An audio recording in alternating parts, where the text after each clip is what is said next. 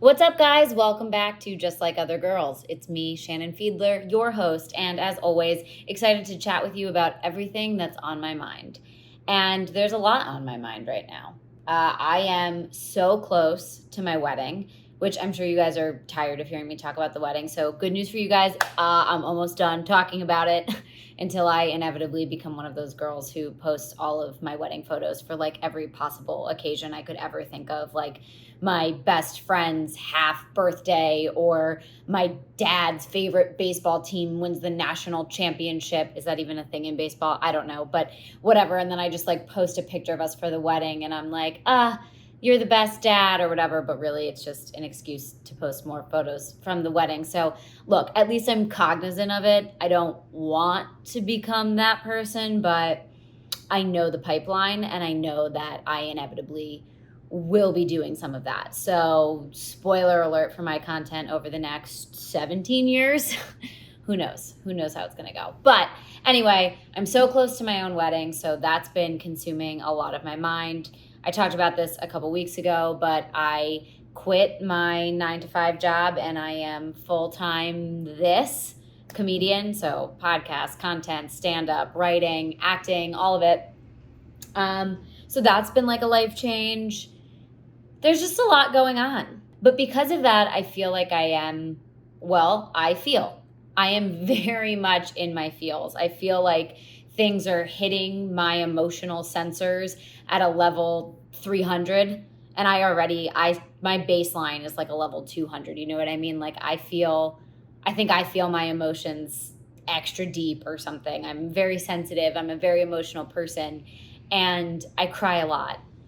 And that's why I wanted to take this entire episode to talk to you about crying and how much I love crying. I love crying. I really do. I love crying so much. I think it feels amazing. And sometimes I seek it out. You know what I mean? Sometimes I like do things specifically because I know they're going to make me cry.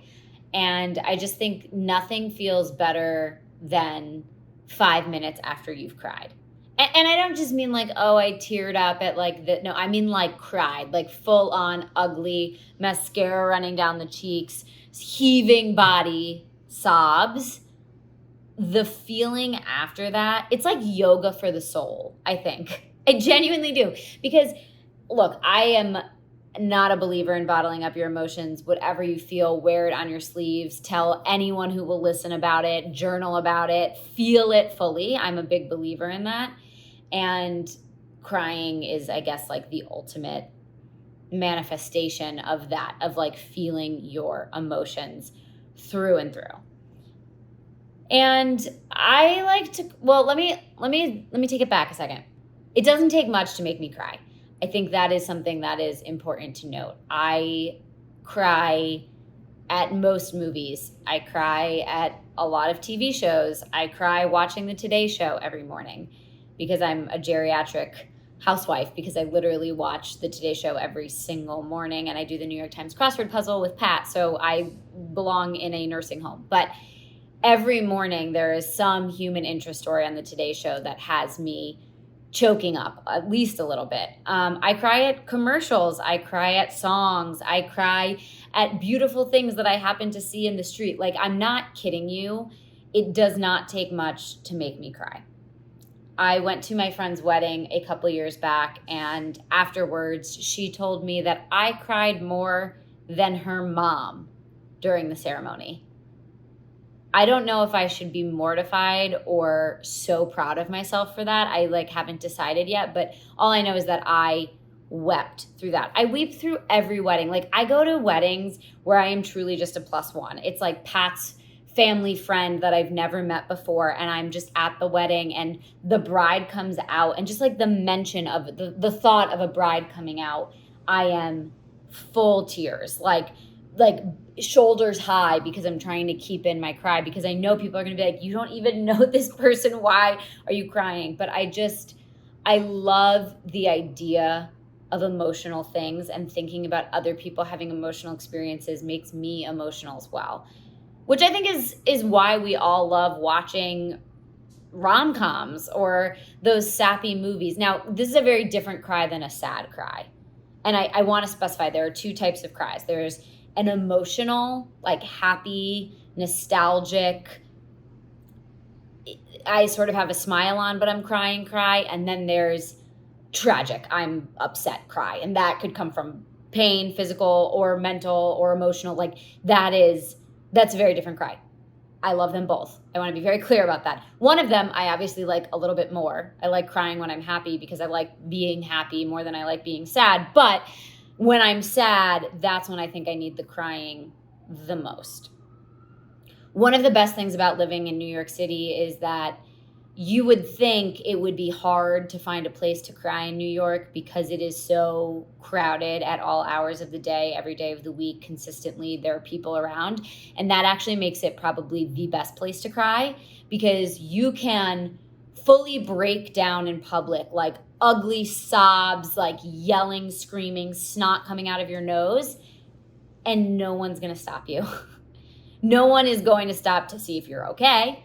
So there's that too. So if you want condolence, then maybe that's not the place. But if you are experiencing something and you just need to cry and you happen to be on the street of New York, it's actually an amazing place to cry. You're surrounded by people and everyone is just like letting you have your moment. I have had full-on mental breakdowns on Lexington Avenue more times than I can count.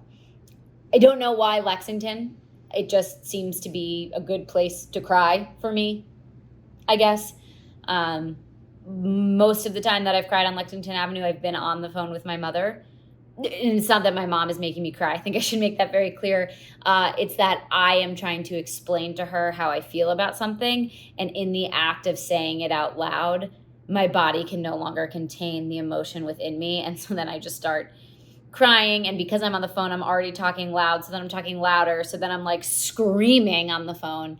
One time I was doing this, I was walking home from work, just like sobbing I don't want to call it weeping because weeping implies a grace and a beauty. I was like really physically involved in this cry and loudly crying and blubbering. Blubbering is the word I will use. There are many different types of cries, and this was a blubber. And all of a sudden I like felt someone come up behind me, and it was my friend's friend. So it's someone that like I knew, but quite tangentially, like we had been at the same parties, and she was like trying to pass me, and she's like, "Hi, I know this isn't a good time, but I just wanted to say like hi," because I think she thought it would be weird if like she saw me and didn't acknowledge me, but I was like super cry yelling. So that was embarrassing, but you know what? She never brought it up again, and I've seen her many times, and I think that just goes to show you that everybody cries, and I know we know that. But I think some people, like me, embrace crying, and guys, sometimes I look forward to crying. Like, I really do. I'm like, I'm going to cry soon and it's going to be great. And then I think there are other people who try at all costs not to cry. And I just don't get that. Like, it is such a release. It's like sneezing. You know what I mean? Like, there's nothing worse than when you can't sneeze. There's nothing worse to me than when I'm feeling an emotion really strongly. And it could be joy. It could be anger. It could be sadness. It could be frustration. The frustration cry is a big cry, let me tell you. And I just feel like that emotion is like pounding within me, like it's in my chest, beating around like a firefly trapped in a bottle until I can finally cry. And then I find this like sense of calm. So maybe I don't even like the act of crying as much as I like what crying unlocks for me after the experience. So like I said, I cry very easily. Like, once Christmas hits, goodbye Shan, because every Christmas commercial makes me truly weep. I will cry during most movies, like I said. Here's the funny thing about me. I love to cry. I love to tell people that I cry. I love to own my tears like a badge of honor, like I'm a crier. I hate when other people see me cry. I know it's an oxymoron. It really is. It's like a little bit of a catch-22 here. But even like my family or Pat or my best friends, like I hate crying in front of other people. And I've been trying to figure out why. Like, I watched Father of the Bride with my parents and Pat the other day when we were home at my parents' house. And it's an amazing movie, first of all. It's an emotional movie, even if you're not getting married within the month, okay? But when you're watching it with your own father a month before your wedding, you might feel the feels. And I knew I was going to cry. This movie made me cry when I was like 17 and marriage wasn't even on my mind. You know what I mean? Like, I knew I was going to cry, but I could not bear the idea of other people, my parents and my fiance. They shouldn't even count as other people. They're just like extensions of me at this point. But I just like did not want to cry in front of them.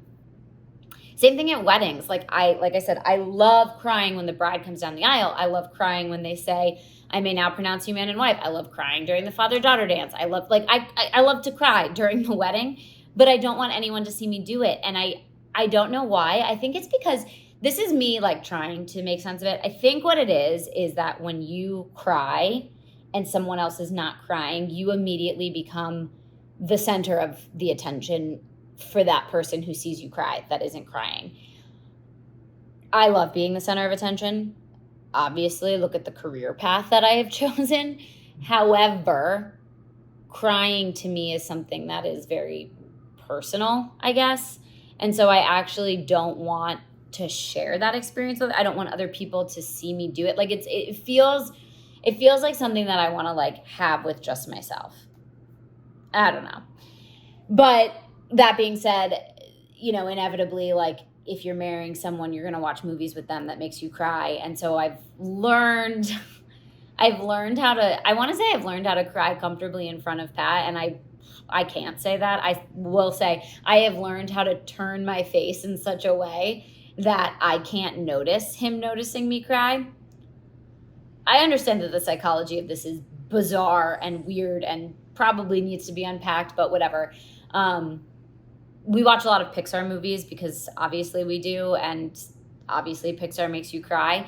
I've learned how to like hide myself in like the corner of our couch.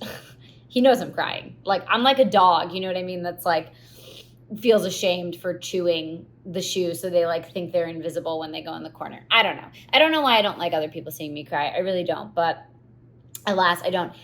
I think it's because I don't want to have to worry about what I look like when I cry. And again, not that shouldn't matter. It doesn't matter, but like an ugly cry, you can either have an ugly cry or you can have a beautiful cry. And like watching someone have like a weep or like a moment, like a glistening tear and like their face flushes with the emotion. Like some people really do look so angelic and beautiful and like a piece of art when they cry. And sometimes, and I don't want to say some people, I think everybody has the opportunity to be both a piece of art and something very terrifying when they cry. And it depends on the cry. Like an emotional moment of watching a friend get married should be the beautiful cry. Watching the movie 50-50 with Seth Rogen and Joseph Gordon-Levitt. Don't ask me that's where my mind went to for saddest movie, but it did. That's an ugly cry. No one should ever have to see me in that state. So, you know, I guess I don't want to pass judgment on my own cries and be like, well, that was a beautiful cry, but like I can't help it. I am one of those people who rewatches TV shows again and again and again and again.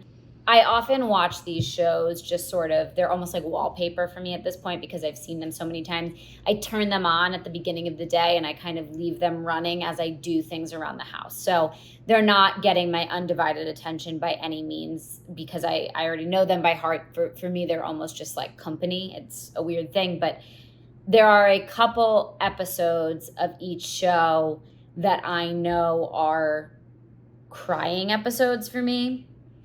And when I know I am approaching those episodes in my rewatch, I make sure that I can give that episode my full undivided attention because the act of crying during those moments is so rewarding and refreshing to me.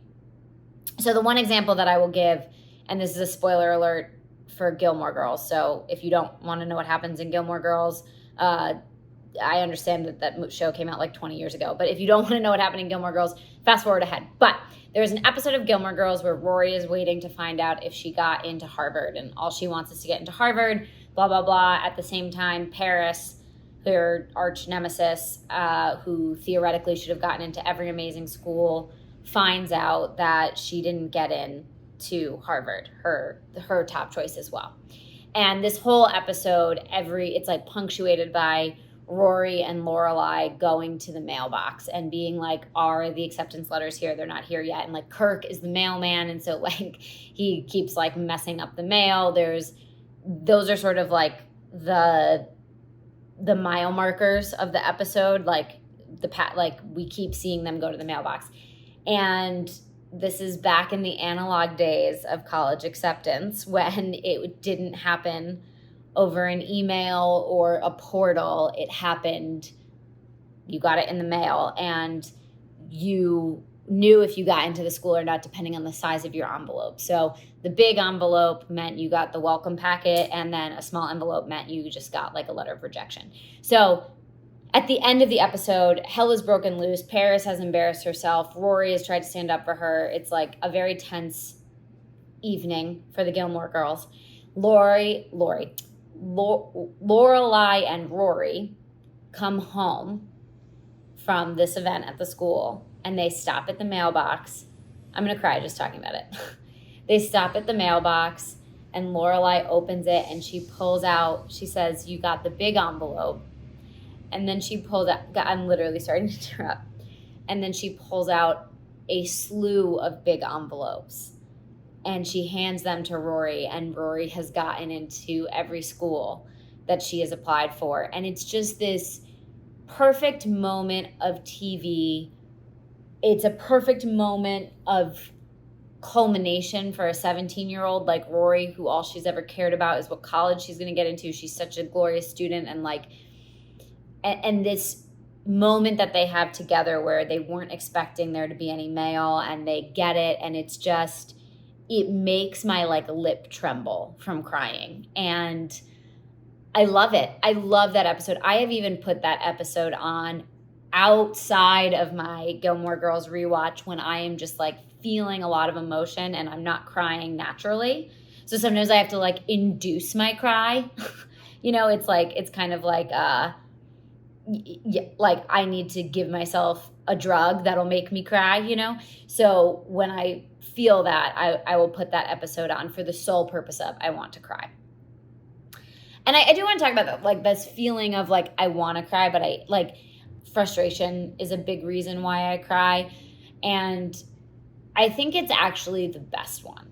Because look, when you're sad, you have to cry. That is no surprise to anybody. When you think about crying, agnostic of everything else, I think you associate it with sadness, right? Like you cry because you're sad. That's sort of how it's been taught to us, and that is the most natural, I guess, expression of crying. When you experience a loss or a death or a heartbreak or physical pain, or you don't get something you really wanted, like a job or an acceptance into something, like those moments of crying, you need to cry in those moments, obviously. But that's just sort of like natural. I don't know, like that helps you work through the sorrow and the loss that you are feeling. Frustration cries and tired cries are so much more rewarding. So this is when you are stressed out beyond belief. You're doing too many things. You're exhausted. You're not sleeping well. You're worried about this. You're worried about that. Things aren't going well at work. You have to like really like that. You feel like your emotions are sitting right under your mouth. Like you're all the way up to your neck in your emotions, and you don't know what to do with them. You could burst at the seams. And the manifestation of that bursting is the tears and the waterworks bursting out of your eyes. And that is, I love that so much. I really do. I really like, and I know that sounds bananas, but those feelings of I'm stressed and I'm upset and I'm worried and I'm angry. It's like when you have this sort of like I don't know, cornucopia of emotions running through your body, the only thing that your body can do is cry. And this is the English major in me talking, but I think you are like literally flushing the system. It's like water cleansing, you're like re-washing your body. You know what I mean? Like your insides, your soul, and you're getting all of that out. It's like the emotions are coming out of your tear ducts. I know this sounds insane, but I really mean it fully. Like that feeling of there was nothing left for me to do except to cry. The way that you feel after you do that, you feel, the only way I can describe it is empty. Like you've used up everything inside you. It's almost hollow. And I don't mean that in like a disassociative way. I mean it in like, there's nothing, you've gotten all the emotion out, and now you can like have a fresh, clean palette to start over from. So I'm going to like nerd out here for a second and use a theater Broadway musical reference because that's who I am, obviously. But there is a song called Electricity in Billy Elliot, and Billy Elliot is a play about this amazing dancer. He's a young Irish boy, and he ends up being this incredible dancer. None of that matters, but for the purpose, it matters very much for the play. But it doesn't matter for me right now, and the purposes of telling you this lyric. But he says, the teacher asks Billy, what does it feel like when you're dancing? And he's like, I can't really explain it. And then he starts to like try and explain it through all these like metaphors. There's one that's always stuck with me, which is, it's like when you've been crying and you're empty, but you're full. And that, I think, is the absolute best description of what it feels like to have been crying, because you do, like, there's a physical exhaustion that I feel after I've had a good cry. You know what I mean? Like my body, it's almost like after a workout. So there's like some endorphin play going on. I don't know, no scientist, but I would imagine something like that.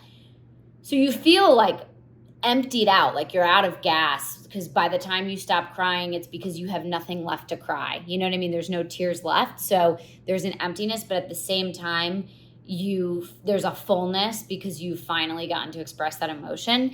And that sort of like opposite feeling of being empty and full is like the feeling that I freaking live for, and why I love to cry so much. All this to say, I think crying is the best. I think it's funny because I think there are people who either love to cry like me, or people who do everything that they can to avoid crying. And I just want to say to the people who are like avoiding it, give it a shot.